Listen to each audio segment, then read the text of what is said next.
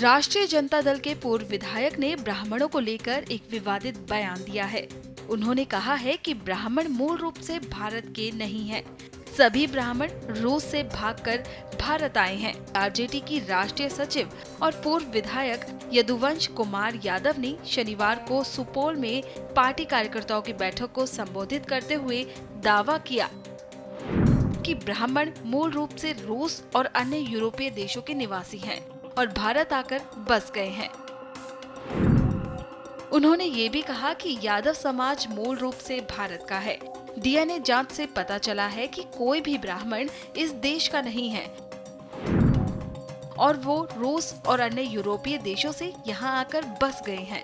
ब्राह्मण हमें विभाजित करने और शासन करने की कोशिश कर रहे हैं। हमें उन्हें यहाँ से भगा देना चाहिए। उनके इस बयान के बाद अब बवाल मच गया है। यहाँ महागठबंधन में भी होड़ मचा हुआ है कि विवादित बयान हम कौन दे।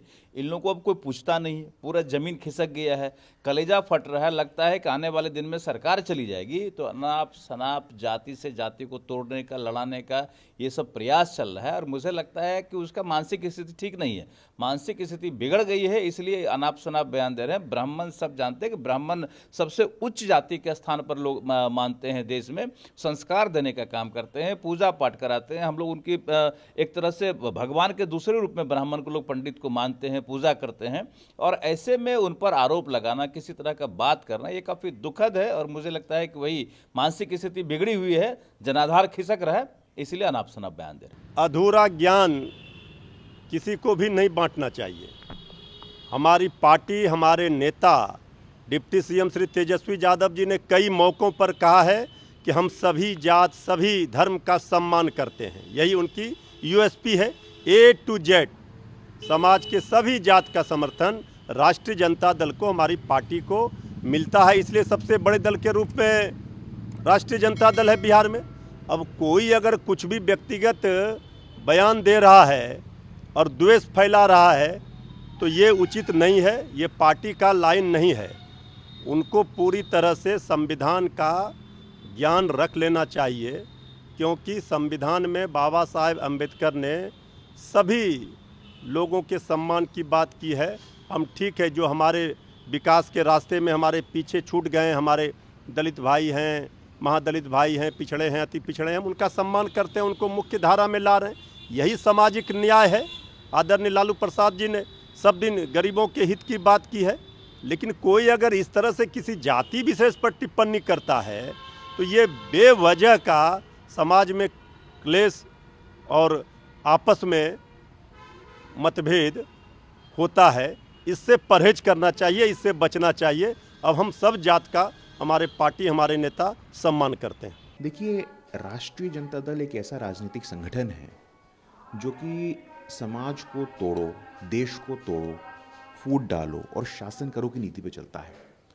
राष्ट्रीय जनता दल के लालू प्रसाद यादव जी ने क्या कहा था? भूरा बाल साफ करो। समाज में इस प्रकार से हिंसा और वैमनस्य का वातावरण फैला करके आप सत्ता में आना चाहते हैं। जब प्रधानमंत्री मोदी जी कहते हैं सबका साथ, सबका विकास, सबका विश्वास और सबका प्रयास, लोकतंत्र ऐसे चलता है, सबको साथ लेकर के चला जाता है। राष्ट्रीय जनता दल एक ही पार्टी, एक ही परिवार, उस परिवार के आगे आप देखने को तैयार नहीं है। उप मुख्यमंत्री कौन होगा? तो तेजस्वी यादव होंगे। स्वास्थ्य मंत्री कौन होगा? तो तेज प्रताप यादव होंगे। सांसद कौन बनेगा? तो मीसा भारती बनेंगे।